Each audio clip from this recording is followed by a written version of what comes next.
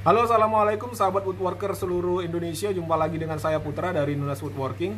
Saya akan berbicara pengalaman saya lagi. Kemarin saya sudah unboxing impact wrench dan impact driver. Bukan dua barang ya teman-teman, tapi satu impact two in one ya. Impact wrench sekaligus impact driver dari mereknya JLD. Seperti ini teman-teman. Jadi beberapa waktu yang lalu saya telah menggunakan impact ini untuk pekerjaan kayu, terutama untuk nyekrup ya. Saya ada beberapa proyek untuk buat lemari dan kabinet kecil. Jadi saya gunakan ini sebagai alat untuk menyekrup. Baik, saya akan ceritakan feel saya ya, gimana rasanya menggunakan alat ini, pengalaman pribadi saya teman-teman. Ini bukan review ya teman-teman, hanya sekedar menceritakan pengalaman pribadi saya menggunakan alat ini.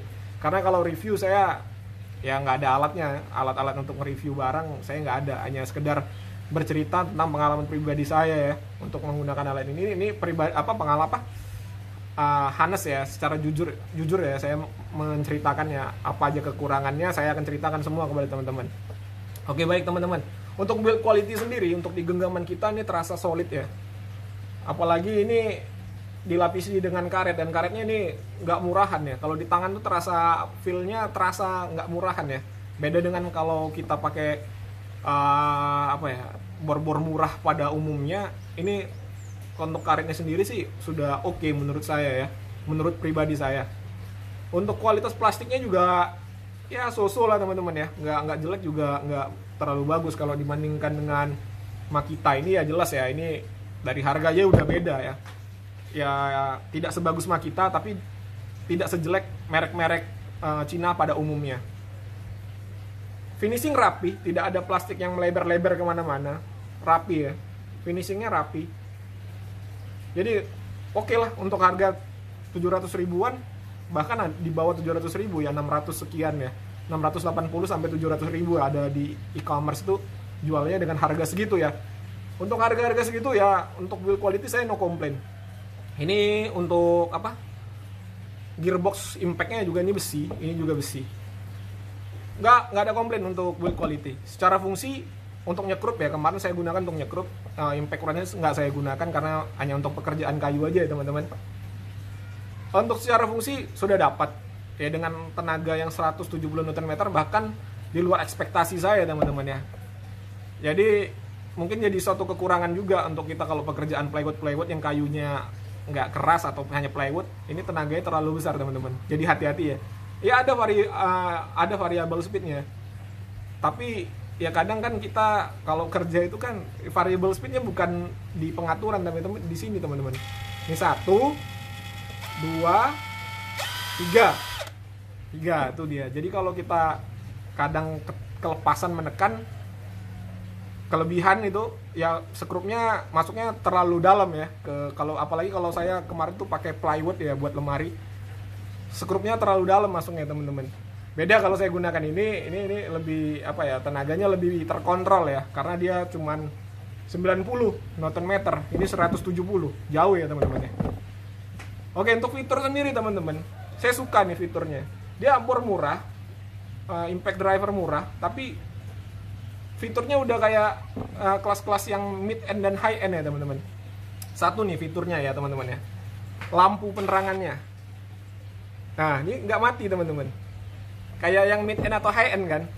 Kalau yang biasanya kalau merek-merek Cina seperti ya, saya nggak ada impact driver yang Cina, saya pakai bor Cina aja nih, seperti Dolis ya teman-teman ya.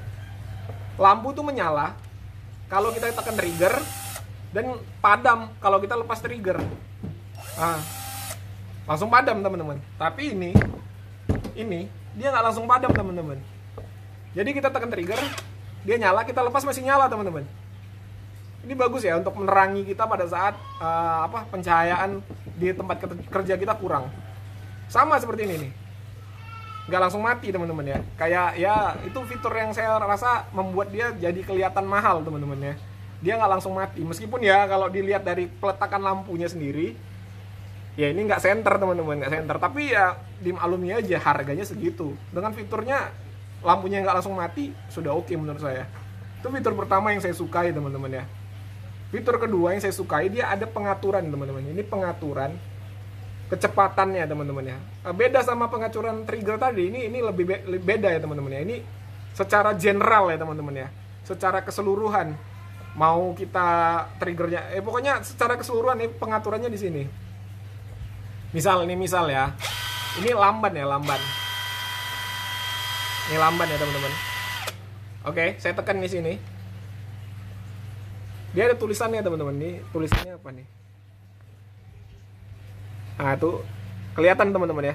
Kalau nggak kelihatan, mohon maaf lah, saya kameranya jelek soalnya. Ini saya tekan nih, saya tekan tadi ya. Nih. Jadi lebih cepat teman-teman ya. Saya tekan lagi ya. Cepat ya. Tekan nih. Lamban ya. Suaranya kan kedengaran ya teman-teman ya. Saya tekan lagi nih. Cepat. Secara general ya teman-teman ya. Jadi meskipun kita apa ya? Ya pokoknya ya begitulah, susah saya menjelaskannya pakai kata-kata teman-teman ya, susah. Ya pokoknya begitu ya teman-teman. Itu yang pertama. Ini ada lagi fungsinya teman-teman. Pada saat untuk reverse yang kebalikannya, untuk kita membuka skrup, dia ada kayak apa ya, fitur yang nggak langsung muternya, nggak continuous teman-teman, muternya bertahap ya teman-teman. Meskipun kita tekan trigger, tetap tekan trigger, tapi dia berhenti teman-teman, seperti ini. Ini kan continuous, saya reserve ya, ini reverse ya, saya reverse ya, arah kebalikannya. Itu continuous teman-teman. Saya tekan ini, ya. Berhenti teman-teman ya, berhenti ya. Ini saya tekan ya triggernya ya. Saya tetap tekan tapi berhenti teman-teman, ya. Nah, menurut saya itu fitur yang sangat oke teman-teman ya. Ya mungkin ya untuk menjaga agar apa ya, mata baut itu tidak aus ya. Mata baut atau mata skrup itu tidak aus ya pada saat pembukaan skrup atau pembukaan baut pada saat digunakan untuk impact furnace. Pada saat kita membuka baut, dia tidak aus bautnya, tidak langsung aus. Jadi bukanya bertahap gitu teman-teman. Krek itu ya. Itu saya suka nih fiturnya. Jadi kayak terasa kayak apa ya? Impact furnace mahal gitu teman-teman ya. Mantap, fiturnya saya suka nih. Apalagi ya fiturnya teman-teman ya. Ya itu tadi 2-in-1 ya teman-teman. Bisa untuk impact driver, bisa impact furnace. Waduh, susah nih dapat yang begini ya, dengan harga yang segitu. JLD memang menurut saya gila sih ya. Di luar ekspektasi saya ya. Fitur-fiturnya juga wah nggak main-main. Terus untuk baterai sendiri dia tertera di sini kan 48 VF ya, 48 ya teman-teman ya. Tapi menurut saya sih enggak, dan di buku panduannya sendiri saya baca sih cuman 26 volt. Dia menerangkan di situ dengan tulisan baterai 26 volt, mesin DC 26 volt. Jadi tidak 48 ya. Mungkin ini gimmick aja teman-teman ya. Hanya untuk menarik perhatian aja. Tapi menurut saya sih baterainya awet ya teman-teman ya. Saya nggak tahu nih berapa miliampere hour, saya nggak tahu ya. Tapi ini awet teman-teman. Saya belum pernah, dari awal saya beli dan saya gunakan cas yang pertama kali ya. Waktu saya charge pertama kali sampai sekarang, saya belum ngecas lagi teman-teman. Padahal saya sudah buat dua lemari dan satu kabinet teman-teman ya. Jadi ini ketahanan baterainya lumayan ya. Tapi lemari kecil ya teman-teman, bukan lemari yang besar ya. Saya lemari kecil seperti rak-rak sepatu begitu ya teman-teman ya. Jadi saya belum ada mengisi baterai lagi. Untuk baterainya saya nggak tahu berapa miliampere, tapi ya feel saya selama saya menggunakan ini ya menurut saya cukup awet ya, cukup awet. Lalu apa lagi ya? Fitur udah ya. Kekurangannya apa ya? Dengan harga segini susah untuk nyari kekurangannya. Soalnya harganya sendiri sudah murah, terus fiturnya lengkap. Apa ya kekurangannya? Oh ya, ada teman-teman. Kekurangannya ya mungkin ini aja ya, caknya ini ya teman-teman ya. Caknya dia nggak ada penguncinya ya teman-teman ya. Penguncinya nggak ada, langsung aja dia mentarik. Tapi ada magnet di dalamnya, ada magnet kayaknya. Ini ada magnetnya, sepertinya ada magnet. Cuman dia tidak ada penguncinya, jadi bisa lepas begini. Tapi ya oke lah, dia nggak jatuh kok, diginiin nggak jatuh. Nggak jatuh kok teman-teman. Tapi ya pada saat kita menyekrup nih sering nyangkut aja. Pada saat kita menyekrup kayu keras nih, saya udah coba nih kayu keras, saya sekrup. Kan sudah masuk semua tuh keseluruhan bautnya dan sudah ketat ya teman-teman ya. Pada saat sudah ketat, kita tarik nih impactnya ini, ininya nggak ngikut ke sini, malah masih nempel di kepala sekrupnya itu teman-teman, masih nempel karena mungkin terlalu ketat itu ya teman-teman ya.